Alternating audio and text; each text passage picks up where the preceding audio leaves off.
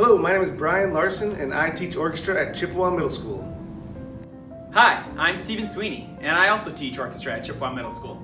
Since Brian Larson and I are team teaching every class this year, we figured we'd make a joint video to give you all the information you need to know regarding orchestra this year.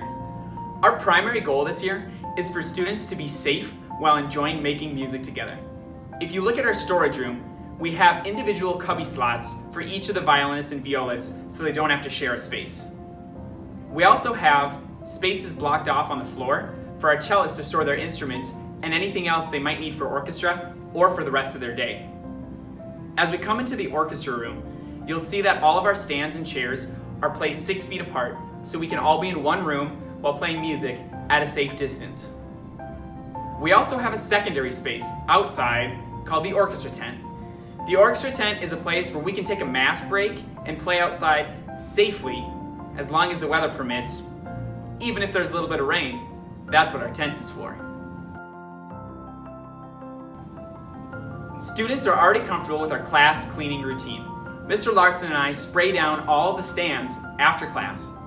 When students come in with their hands washed, they get a paper towel and they get to wipe down their own individual stand to make sure that it's sanitized before class starts. Mr. Larson and I also wipe down the chairs in between classes to make sure that all the common spaces that we use are clean. We also do this with our outdoor space, so no matter where we decide to play that day, we know that we're going to be playing in a clean and safe environment.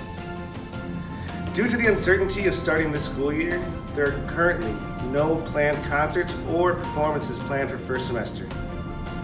Even though there are no planned performances this semester, we are going to be working to get the students to create new projects, learn new music, and to continue to be excited about orchestra. Some of the things we are going to be using will be explained next in the digital tools section.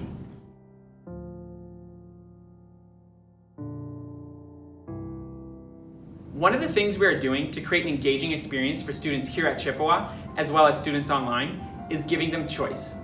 We are allowing students to pick solos that they get to work on throughout the semester. We'll be meeting with them to provide feedback and guide them as they progress towards finishing their solo.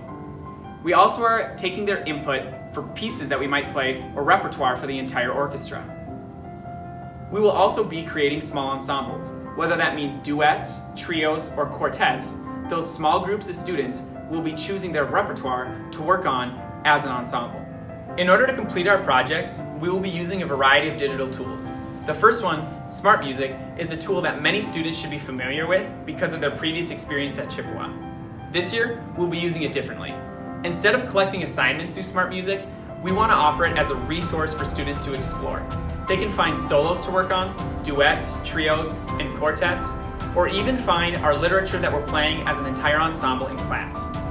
Smart Music is a fantastic program to aid practice. It provides immediate feedback for intonation and rhythm. These are the main reasons we'll be using Smart Music for students. Another program we're going to be using this year is a web-based music studio called Soundtrap. Soundtrap offers a collaborative experience for students to work in a music studio on pieces that they want to record or compose. They're able to record themselves playing their instrument or voice, or even find looping tracks of different instruments. They can compose new pieces and original works, or record things that they already know. For a more traditional approach to composing, we might be using Noteflight, an online web-based composition program. This program allows students to use music notation to either write original works or notate something that they've heard or that they already know. This next one should come as no surprise. We're using Zoom!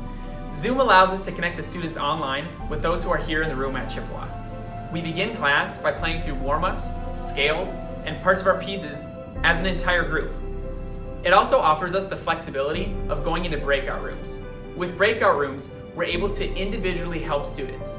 We get to hear them play one by one in a private setting, so there's no pressure. This helps us improve their technique, give them help with anything they're struggling with in a piece, as well as get feedback for what they need help with the most.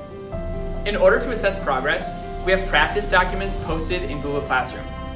These practice documents outline what measures they will be working on during the week.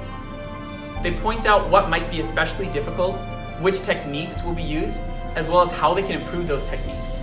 Students track their progress throughout the week, and upload a video of them playing those measures to a Flipgrid assignment on Friday. In these practice documents, we also have audio tracks. These audio tracks are for them to play along with as they practice. Some tracks allow them to play with just their part, so if I'm a violist, I get to play along with the part that's just for viola. They also give them the opportunity to play along with the track of the entire ensemble, allowing them to immerse themselves in a pseudo-orchestra experience. With all of these changes and the digital tools we'll be using this year, Orchestra is going to be a little bit different. We are looking forward to a great year of making music with your students, and no matter what happens, this is going to be a year to remember.